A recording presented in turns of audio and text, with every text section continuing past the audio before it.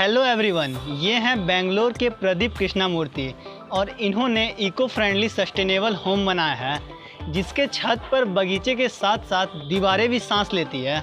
तो चलिए जानते हैं आखिर दीवारें सांस कैसे लेती है और इसका मतलब क्या है।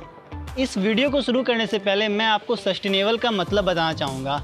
और सस्टेनेबल मीन्स फ्यूचर जनरेशन के नीड्स को ध्यान में रखते हुए कम से कम इन्वायरमेंटल डैमेज के साथ रीयूज, रिसाइकल और एनर्जी इफिशिएंट मटेरियल को यूज में लाना।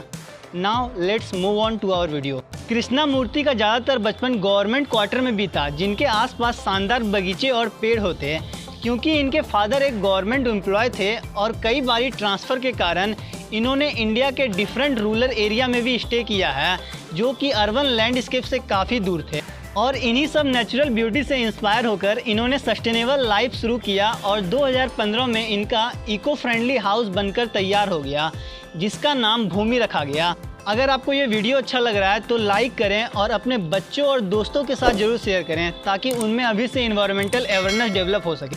शुरुआत में जब इन्होंने इको फ्रेंडली हाउस के बारे में रिसर्च किया और अलग अलग आइडिया को एक्सप्लोर करने के बाद फाइनली अपने पेरेंट्स और वाइफ को बताया तो उनका सबसे पहला रिएक्शन था कि क्या ये अब झोपड़ी में रहना चाहते हैं। एक बारी आप सोच के देखिए हमारे आसपास के लोगों में किस तरह कंक्रीट के जंगल जगह बना चुके हैं कि अगर आज कोई घर बनाने की बात करता है तो सबसे पहले उसके दिमाग में कंक्रीट आता है। ये सीमेंट महज 100 से 150 साल पुराना है और आज 80 to 85% कंस्ट्रक्शन वर्क में जगह बना चुका है। हमें समझना होगा कि सीमेंट हर टाइप के कंस्ट्रक्शन वर्क के लिए फ़ायदेमंद नहीं है। क्या 100 साल पहले लोग घर में नहीं रहते थे और क्या उनका घर सिर्फ झोपड़ी होता था? नहीं, ऐसा नहीं है। 100 साल पहले भी लोग घर में रहते थे और उनमें भी स्टोरी होती थी और वे आज के मुकाबले कई ज़्यादा टिकाऊ होते थे।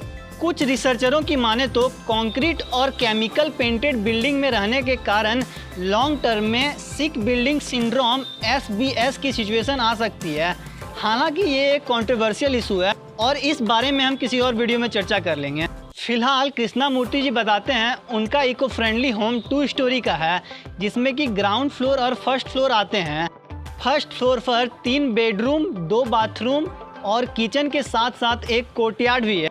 घर को डिज़ाइन करने के लिए लोकली सोर्स मटेरियल को यूज में लाया गया और साथ ही साथ मेनली 2 चीज़ों पर ध्यान दिया गया। पहला, मैक्सिमम लाइट और नेचुरल वेंटिलेशन। इन्होंने कंप्रेस्ड स्टेबलाइज्ड अर्थ ब्रिक CSBE को यूज में लाया। इस ब्रिक को बनाने में red mud, sand, stone dust, lime dust और कुछ प्रपोर्शन ऑफ सीमेंट को मिलाकर मिनिमम 30 दिन धूप में सुखाया जाता है। यानी इस ब्रिक को बनाने में किसी भी तरह के फॉसिल फ्यूल को बर्न नहीं किया जाता। आप में से बहुत लोगों का कन्फ्यूजन होगा क्या ये ब्रिक ड्यूरेबल और स्ट्रॉन्ग है? तो आपको बता दें CSBE ब्रिक एक अप्रूव्ड कंस्ट्रक्शन मटेरियल है और वाइडली यूज किया जाता है फ्रांस, UK और जर्मनी जैसे देशों में।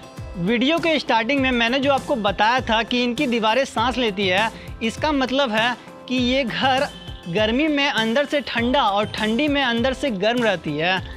यानी इस नेचुरल कूलिंग मेथड के कारण घर और बाहर के टेम्परेचर में लगभग 4 डिग्री का अंतर रहता है। नाउ जिस मटेरियल का यूज करके ये ब्रिक बनाई गई है इसी सेम मटेरियल को मोर्टार और प्लास्टिंग के लिए भी इस्तेमाल किया गया है।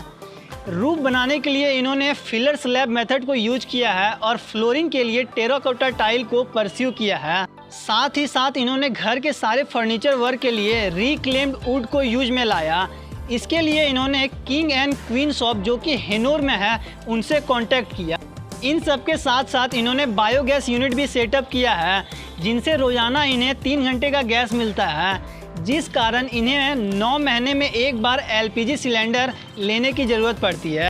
साथ ही साथ जो बायोगैस से स्लरी और वेस्ट वाटर निकलता है उन्हें ये टेरेस गार्डन में यूज करके ऑर्गेनिक वेजिटेबल एंड फ्रूट उगाते हैं जैसे कि cucumber, tomato, potato, chilli, papaya, capsicum, pineapple और यहाँ तक कि ड्रैगन फ्रूट भी। इन सब की वजह से इनका इलेक्ट्रिक बिल भी 50% कम आता है रेगुलर हाउस होल्ड के मुकाबले और जल्द ही ये अपने घर को सोलर पावर करने जा रहे हैं। एट लास्ट हमने अपने पारंपरिक आर्किटेक्चरल नॉलेज को इन कंक्रीट के जंगलों के साथ खो दिया है जो कुछ टाइम पहले तक हमारे लिविंग स्टाइल में बीट रूटेड था। So please take little eco step every day because smaller step today make a large impact tomorrow.